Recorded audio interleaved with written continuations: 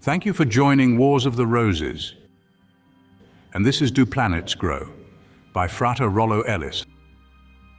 An article taken from Rosicrucian Digest, Volume 18, Number 10, November 1940. Do Planets Grow? By Frater Rollo Ellis. As far as scientists have been able to determine, the Earth upon which we live and its neighboring planets have not grown or deteriorated one iota within the recordings of man. And therefore, it is assumed that they have always been as at present as to dimensions and calculated weight. The planets do not grow. Within recent months, an illustrated article was published in one of our country's widely circulated weekly publications, in which the scientist author endeavored to portray how the group of planets around the Sun, of which the Earth is one, were merely fragments that in ages past had broken off from the Sun like rocks from a boulder. Numerous other theories have been advanced from time to time, and though the writer lays no claim to being a profound student of planetary life, he has given these many theories and principles considerable thought, and it is with them that he takes issue herein. Not with the expectation of disproving any of these theories in and by himself, but with the purpose of stimulating new thought that in time may have a revolutionary effect on accepted methods of calculation. There are only three principles that we recognize as being fixed, namely time, space, and life. All are infinite, without beginning and without ending. All substance, whether it be animate or inanimate, is known to be in a constant state of evolution. Should planets as units or individual bodies be made an exception to this universal cosmic law? This brings out a further question as to what is animate and what is inanimate. Rosicrucian teachings prove that there is life in everything, even in rocks, and therefore that which is presumed to be inanimate is in reality animate. Other than that, as far as man has been able to determine, rocks have no soul. We examine the small portion of the Earth that we can view at one time. It does give the appearance of being a massive inanimate object without feeling and without life. But who is man is visualize the Earth as a whole and its place in the limitless cosmic universe of which we have such a minute prospectus.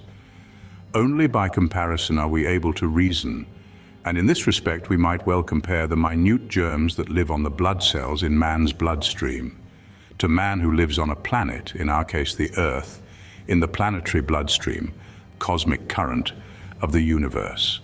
By comparison, the germ is perhaps the larger of the two and should have greater vision. Let us assume that these germs do have proportionate vision and ability to record. Would not hundreds of generations of germ life indicate that the blood cell upon which they might live be always the same? What perspective could they have as to the whole of man? If we will but study in the abstract all-known living forms which in their cycles of being are within the recordings of man, we cannot help but recognize that there is a kindred analogy between all, that the great Creator evolved a simple method or formula by which all things are perpetuated, the principle of combining two elements or two beings to create a third, and this process is ever consistent. Man's recorded existence on Earth in comparison with the age of the Earth is of such short duration that its equivalent is but slightly more than nothing. And yet with these observations of comparatively less than a day, man endeavors to calculate planetary life. As yet man has nothing by and with which to calculate, with any degree of likely accuracy, and will not have until he has been successful in perpetuating records for 1,000,000 years or more. Why not discard all these useless calculations and go back to the known and proven law of cosmic creation? Why make an exception in and to this law in the conception of planets merely because man lacks the vision and perception to comprehend the universe? Why not accept for consideration the probability that planets are born, grow and mature, live and eventually disintegrate, much in the manner as do the body of man and other earthly forms? The Earth is actually a living unit in and by itself. It literally breathes and consumes food and water. The same force and energy that give life to man on Earth and to all other beings and things give life to our Earth. Tides ebb and flow, and deep within the Earth, earthly fluids pulsate with them. Waters from the ocean are circulated to mountaintops only to flow back to the ocean again. Its chemical body is constantly being renewed and replenished with virtually the same chemicals, and much in the same manner as the body of man is continuously being renewed and revitalized. While our Earth is regarded as a solid mass, in reality it is divided into innumerable segments by what geologists term fault systems. Viewed from above, the pattern formed by these fault systems would look quite similar to a spider web. Some penetrate deep into the earth and might be likened to arteries, while others penetrate a much lesser distance and might be likened to veins, as their functions are quite similar. These faults were actually created during the growth of the earth, as the various segments were thrust outward in its expansion. Though the earth apparently reached its full growth a long time ago, it occasionally makes a body adjustment which results in vibrations that man calls earthquakes. These faults serve a dual purpose as a nerve and circulatory system for the body of the earth, and are also positive and negative in action. Fluid and cosmic energy pass into the earth via the negative faults that intercept faults of positive action at depths. These return altered fluid and perhaps some of the elements that have been created in the process. The majority of the purer and more highly refined of these elements so created are retained within the body of the earth. And in this manner, the body of the earth is continually being renewed and revitalized. With these facts known to men of science, or if not known, they are at least available for verification, it would seem that when viewed in their true light, the Earth and all other planets should be placed in the same class of analogy as all other forms of life that are known to man. We on Earth and our Earth live in the cosmic electronic stream of the Sun, from whence we derive a continuous supply. What becomes of this cosmic energy? We know that an electric storage battery cannot be continuously charged without overheating and resultant disintegration. Cosmic or electric energy is life and must be in constant movement, and therefore our Earth cannot continue to absorb without giving off, else temperatures would increase very rapidly on Earth and man would soon cease to live thereon. Let me offer my conception of planetary life. Is it not possible that planets are originally conceived by the mating of the electronic stream from two mature planet bodies?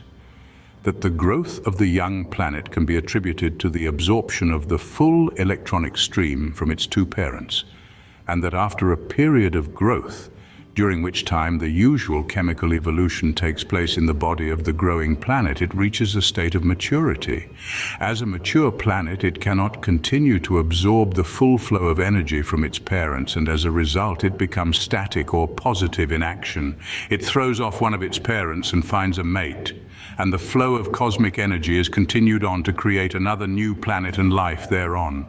The entire process, as I vision it, is much like that of the human family. In this conception of planetary life, our Earth would be a parent of and the son of what we commonly call the North Star. If the North Star does not live in the cosmic stream from our Earth, then what holds it in the relatively fixed position to our Earth? Is not that which we call the aurora borealis, that is visible at the North Pole during the winter months? Naught but the cosmic electronic stream flowing from the positive pole of our Earth to give life, light and heat to the North Star? How else could the great Creator assure a continuum of life? This most natural process would account for planet families, the same as human families, with magnetic attraction for one another.